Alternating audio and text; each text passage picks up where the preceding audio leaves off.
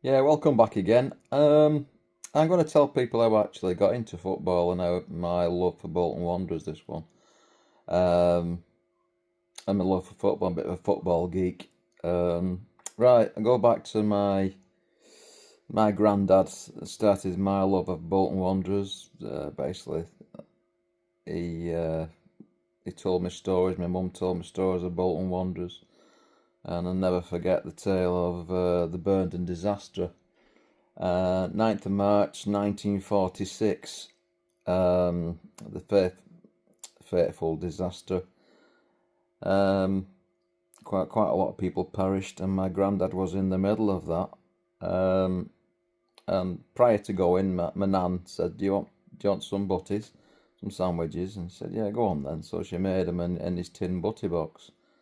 So he went to the game, and the crowds were piling in at the embankment end, as I recall, the story goes, and the push from the back to the front crushed a lot of people, and my granddad was in the middle of that. He was crushed, but what saved him was his tin butty box. It took all the impact of the rail into his chest, so they pulled him out, but he survived with the tin butty box. What saved him, um, and he worshipped Bolton Wanderers that much. He got my mum, she was a Bolton Wanderers fanatic as well.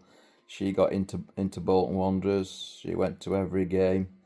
I think home and away at some point in the 50s, and she often tells me the tale of the Stanley Matthews final, Blackpool 4, Bolton 3.